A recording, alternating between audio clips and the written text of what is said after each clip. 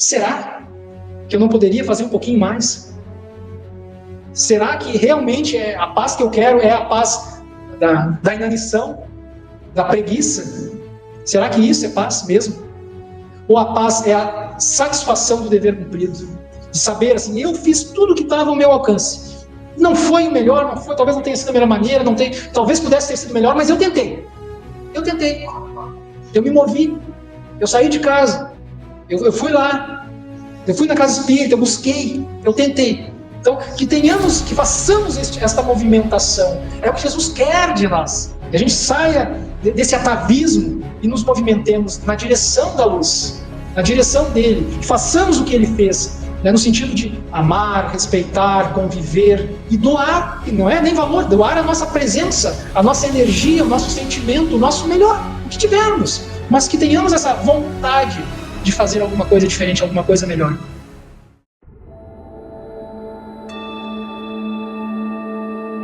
Bem-vindos ao nosso querido GIAC, o Grupo Espírita Allan Kardec de Alvorada, a todos presentes e aqueles que nos acompanham também à distância, pelas mídias sociais.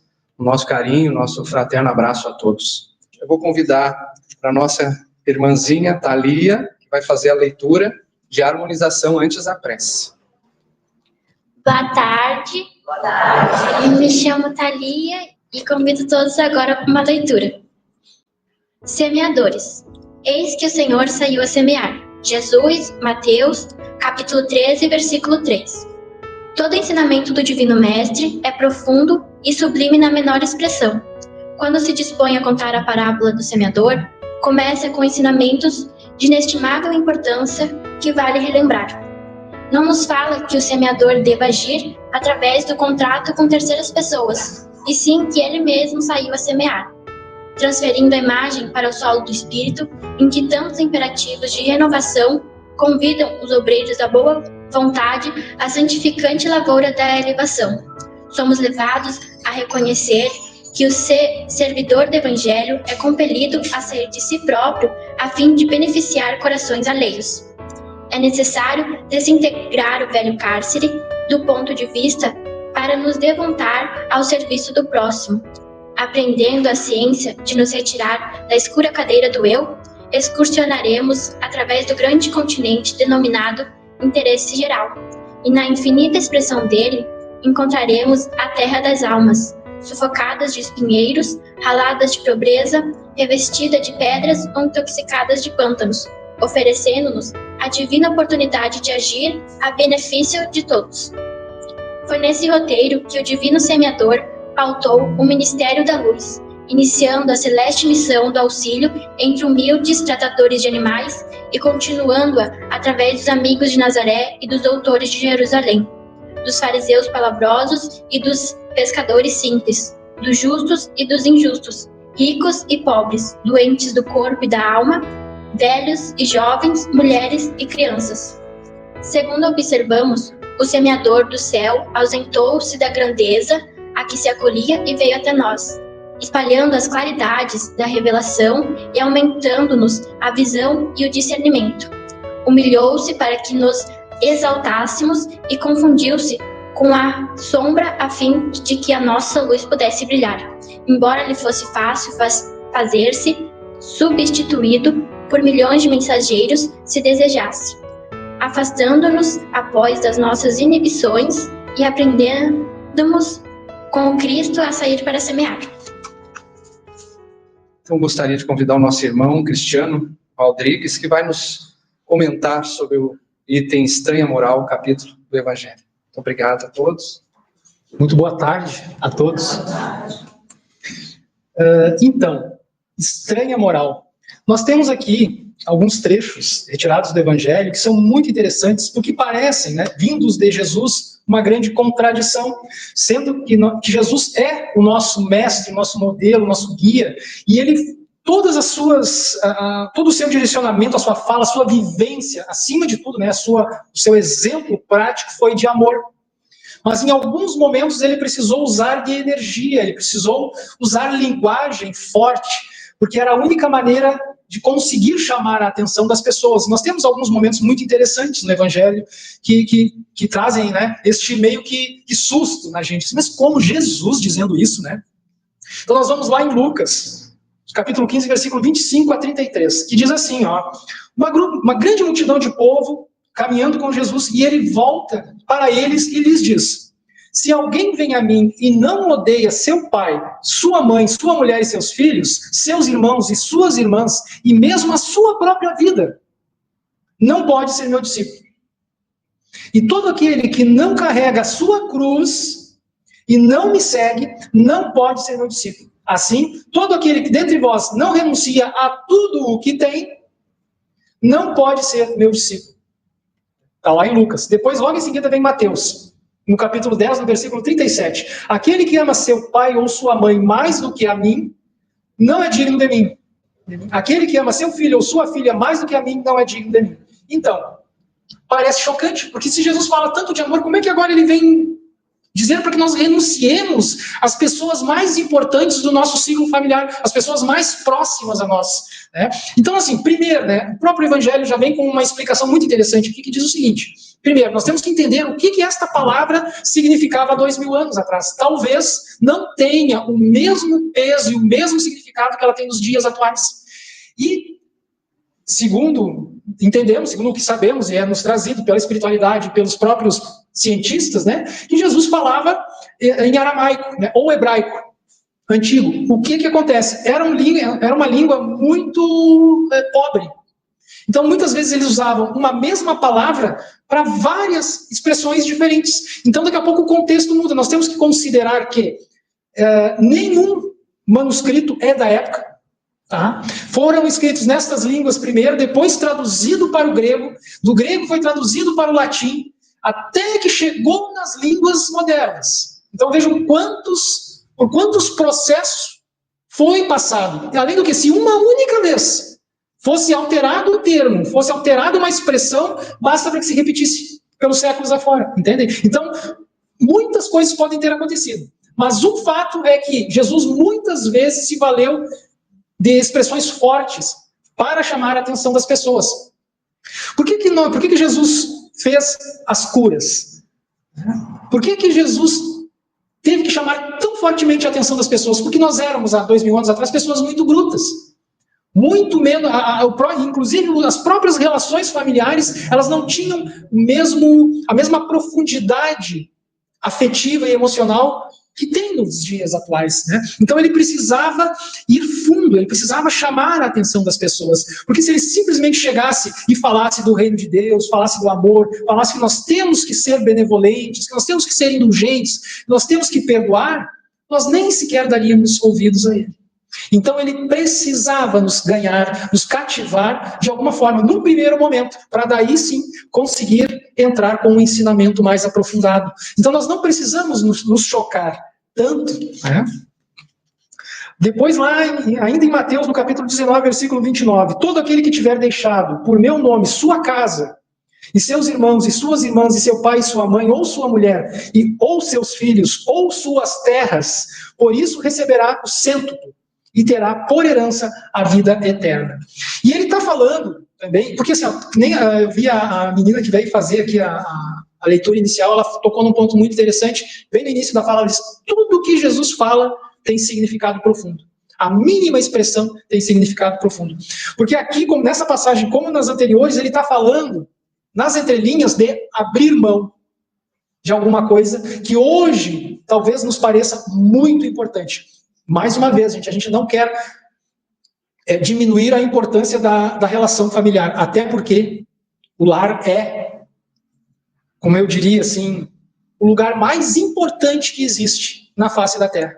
Como diz uma música, né, eu não vou lembrar o nome do grupo agora, mas resumindo assim, o melhor lugar do mundo é dentro de um abraço. E onde que nós encontramos mais facilmente, mais francamente e mais seguidamente o abraço, se não é dentro do nosso lar? Porque o que acontece? É a primeira célula da sociedade, é a sociedade mais importante, porque é lá que nós aprendemos a conviver, é lá que nós aprendemos a nos comportar, a aceitar a diferença. Porque logo em seguida tem mais uma aqui, ó. Em Mateus, ainda no capítulo 10, no versículos 34 a 36, ele diz, tem uma mais profunda, ainda mais chocante ainda. Não penseis que eu vim trazer a paz sobre a terra. Eu não vim trazer a paz, mas a espada. Porque eu vim separar o homem de seu pai, a filha de sua mãe, a nora de sua sogra, e o homem terá por inimigos os de sua casa. Mais uma vez chocante, né? Mas o que ele está querendo dizer aqui? E voltando nessa fala, nós temos que aprender a conviver com as opiniões diferentes. Porque dentro do nosso lar não há opiniões diferentes. Não há o grupo do WhatsApp, né? O grupo da família lá, quanta peleia sai lá. Daqui a pouco um sai fora, né? Fica sem se falar lá um tempão. Daqui a pouco tem que ir lá um outro irmãozinho lá e resgatar o irmãozinho, botar ele no grupo de novo. Ah, meu irmão, vamos com calma, não foi isso, né? Não era isso que ele queria dizer.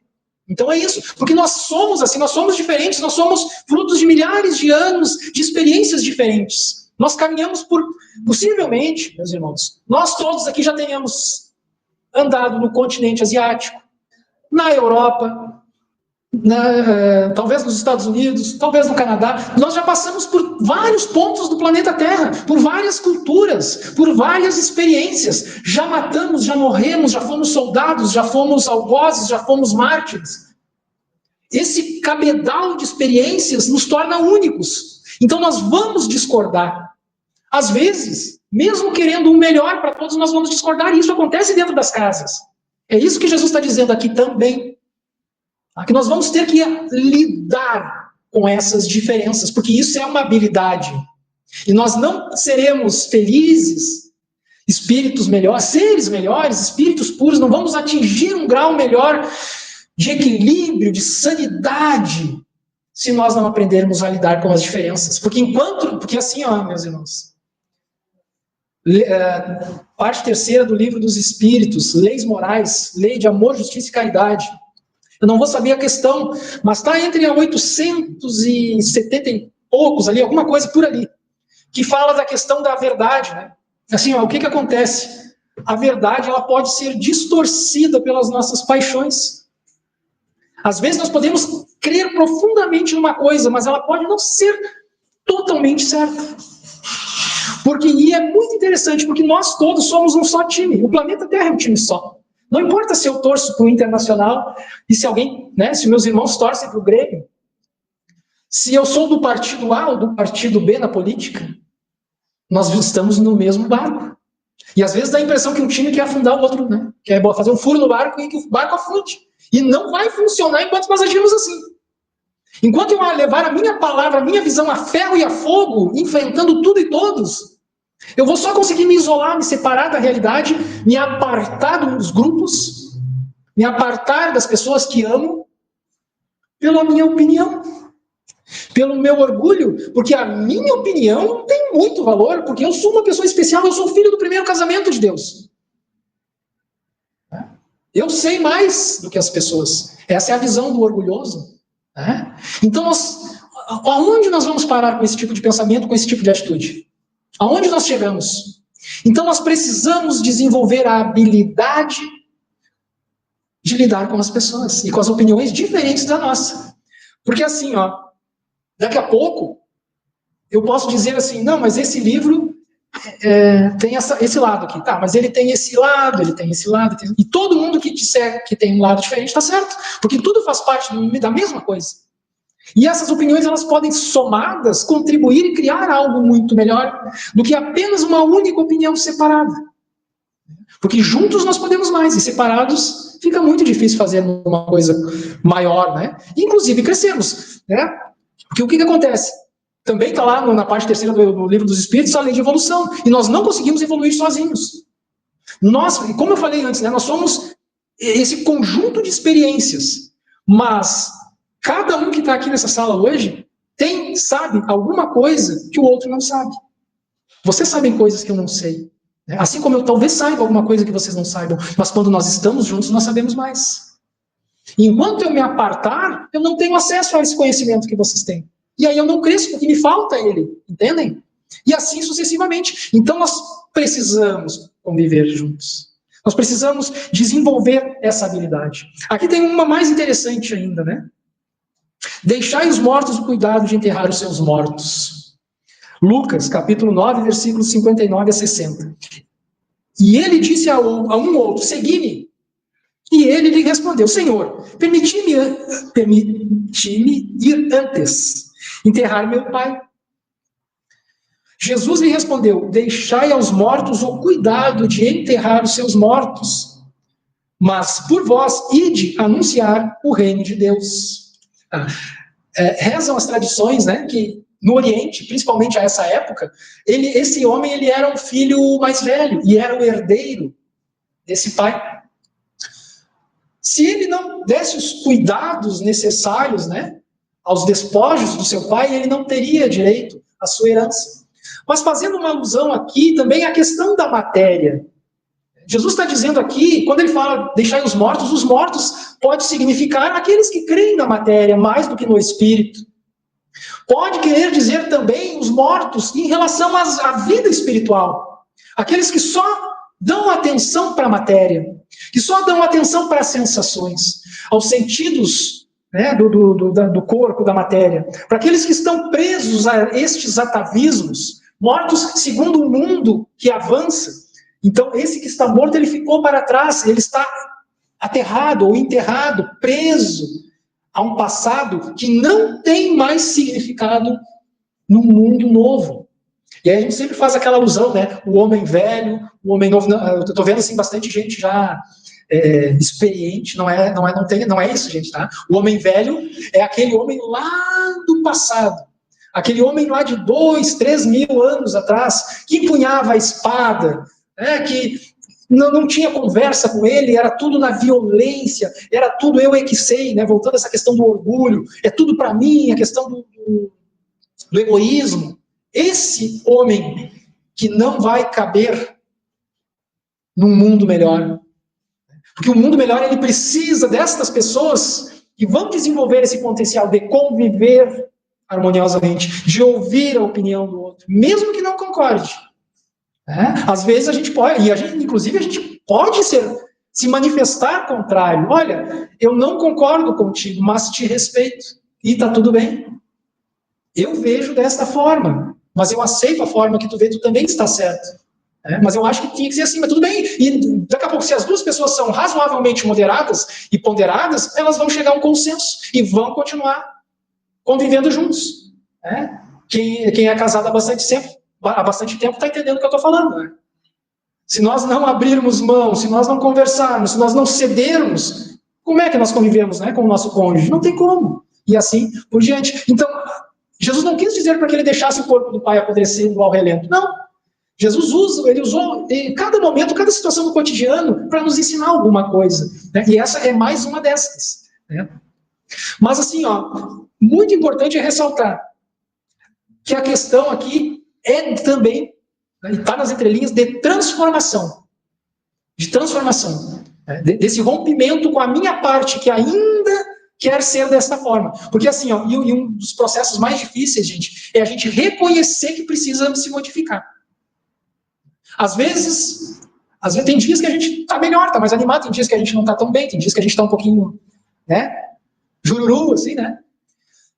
E o que o Espiritismo, pelo menos para mim, me traz assim, puxa, mas se as coisas não estão exatamente como eu quero, aonde que eu estou, o que está faltando para completar? E, obviamente, e aí eu me reporto lá, a lei de causa e efeito, né? Diz, então, alguma coisa na minha trajetória, nas minhas escolhas, na minha visão, no meu comportamento, está refletindo essa insatisfação. Eu não estou conseguindo ser tão feliz quanto eu gostaria, ou quanto eu poderia, porque talvez eu esteja repetindo padrões equivocados desta parte minha que é velha, que está lá nesse passado longínquo, que ainda quer ter voz, que ainda quer atuar nos dias de hoje, quer impor, né, pela força, pelo convencimento, assim, através da violência, né, de que a minha é a melhor opinião, talvez seja uma possibilidade, né, mas o fato é que alguma coisa tem que ser transformada. Porque se nós continuamos repetindo os mesmos processos, nós vamos ter sempre os mesmos resultados.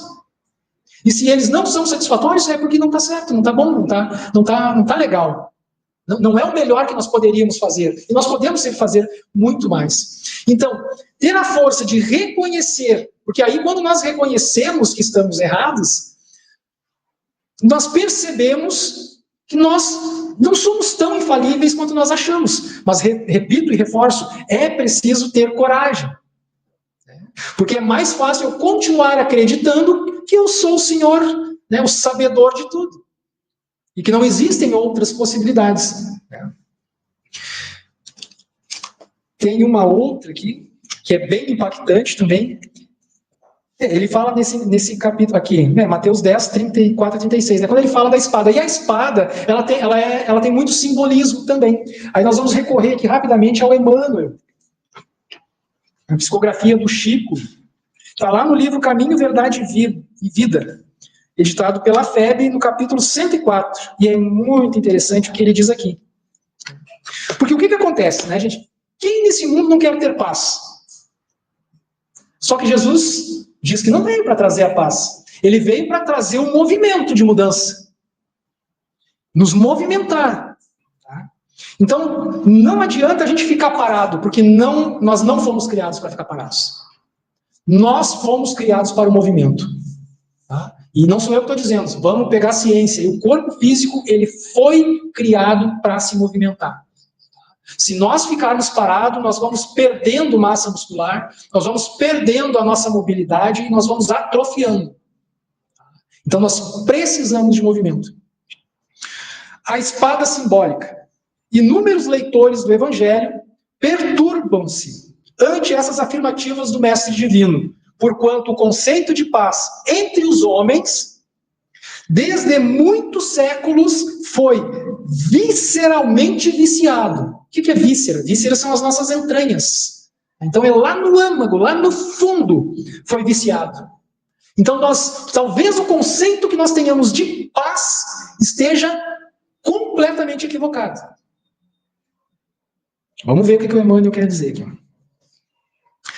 Na expressão comum, ter paz significa haver atingido garantias exteriores dentro das quais possa o corpo vegetar sem cuidados, rodeando-se o homem de servidores, apodrecendo na ociosidade e ausentando-se dos movimentos da vida. Se nós entendemos que ter paz é ficarmos atirados sem fazermos nada, nós estamos profundamente, visceralmente enganados. Isso não é ter paz. Jesus não poderia endossar tranquilidade deste jaez. E, em contraposição ao falso princípio estabelecido no mundo, trouxe consigo a luta regeneradora. A espada simbólica do conhecimento interior pela revelação divina, a fim de que o homem inicie a batalha do aperfeiçoamento em si mesmo. Eu não posso, quer dizer, assim, como é que dizia o Paulo, né? Tudo eu posso, grosso modo, não sei se eram bem essas palavras, mas era o que ele queria dizer. Tudo eu posso, mas nem tudo me faz bem, nem tudo me convém, nem tudo me serve. Eu posso fazer qualquer coisa, mas será que é bom para mim? Pode parecer agora, mas e no desdobrar do tempo? O resultado daquilo? Porque eu posso simplesmente não fazer nada. Nós estávamos conversando com a nossa irmã Rosane, né? Um pouquinho antes da palestra. E tem uma coisa muito interessante no movimento espírita, é que ele tem muito trabalho, né? Mas a gente está aqui porque quer. Né? A gente podia estar em casa assistindo Netflix. Né? Podia. Mas a gente já entendeu que precisa de alguma coisa a mais. A gente já entendeu que o espírito ele precisa de alguma coisa a mais. Porque se eu só me dedicar a essa paz da inanição, da falta de movimento, e como diz aqui, que é vegetando, eu estou enterrando os meus talentos, como na parábola do Cristo, o meu potencial divino, a minha capacidade de co-criador do universo, porque o universo precisa das minhas mãos. Precisa do meu trabalho. Nós somos as mãos de Deus. na terra. Nós somos as mãos de Deus na terra. Então, tudo aquilo que eu não faço fica faltando no meu... Como é que diz lá? No meu portfólio, no meu... Quando a gente vai fazer uma entrevista numa empresa, currículo vitae, me lembrei agora. Obrigado. Né? Aí eu chego lá, né? Daqui a pouco eu chego lá na espiritualidade, e aí que chega, o que tu fez dessa existência aí? E aí, conseguiste lá marcar os teus itens lá do planejamento reencarnatório? Eu só descansei. Não fiz nada. Me ofereceram umas tarefas lá na casa espírita, mas eu achei que era muita coisa para mim. Não. Preferi ficar em casa descansando. Ok, livre-arbítrio, tá tudo certo. Nós temos a eternidade pela frente, só que nós poderíamos estar bem melhores. Daqui a pouco a gente vai olhar para frente, fulano, mas já estão lá adiante. Daqui a pouco a gente olha para trás, tô sozinho. Então assim, gente, que a gente não se engane, a gente tem que ter os olhos que Jesus pediu para que nós tivéssemos, né? Os olhos de ver e os ouvidos de ouvir. Talvez haja muito mais no mundo, muito mais coisas que nós possamos nos servir para o crescimento, tarefas, oportunidades, aprender a conviver com as pessoas, principalmente. Né? Então, assim, não existem justificativas. Uns vão dizer assim, mas eu estou tão tarefado, mas eu trabalho tanto, mas eu isso, tal. Mas aí aí é uma pergunta retórica, cada um vai responder para si mesmo, tá? Será que eu não poderia fazer um pouquinho mais? Será que realmente a paz que eu quero é a paz da inanição, da preguiça? Será que isso é paz mesmo? Ou a paz é a satisfação do dever cumprido? De saber, assim, eu fiz tudo que estava ao meu alcance. Não foi o melhor, não foi, talvez não tenha sido da melhor maneira, talvez pudesse ter sido melhor, mas eu tentei. Eu me movi. Eu saí de casa. Eu fui lá. Eu fui na casa espírita, eu busquei, eu tentei. Então, que façamos esta movimentação. Era o que Jesus queria, é o que Jesus quer de nós. Que a gente saia desse atavismo e nos movimentemos na direção da luz, na direção dele. Façamos o que ele fez, né, no sentido de amar, respeitar, conviver e doar.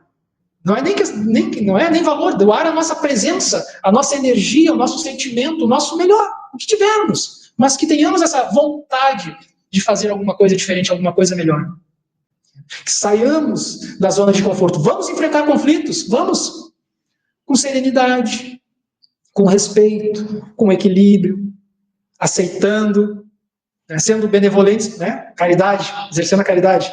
Benevolência, indulgência e perdão das ofensas. Como Jesus nos pediu, como Jesus entende a caridade segundo os Espíritos. Né? Façamos o nosso melhor, é só isso. Não precisamos nos destacar no sentido assim, segundo o mundo, né? Como nas redes sociais, como mostrar, não. É uma coisa de mim para comigo mesmo. Respostas que estão dentro de mim. Outro dia eu vi também o Divaldo, uma palestrinha do Divaldo lá, né? Que já voltou à espiritualidade, dizendo assim, que quantas vezes ele perguntava, né? Chegava para Joana assim, minha irmã, o que tu acha sobre esse ponto aqui? Divaldo, tu já tem condições para ter essa resposta por ti mesmo. Então nós já sabemos o que temos que fazer. Nós temos que deixar só um pouquinho a nossa teimosia de lado. Tá bom, meus irmãos? Lembrando que tudo que nós falamos aqui é a nossa visão segundo o tema, mas não é a única. Né? O capítulo é muito mais rico do que nós temos tempo suficiente aqui para expor. Mas aí a gente convida e reforça, né, que a gente pegue capítulo 23 do Evangelho segundo o Espiritismo, pegue em casa e dê uma olhada, cheguemos às nossas próprias conclusões. Então eu queria agradecer a todos vocês, né, a atenção que me deram nesses momentos e o carinho da casa, né, que nos fez o convite. Muito obrigado, meus irmãos.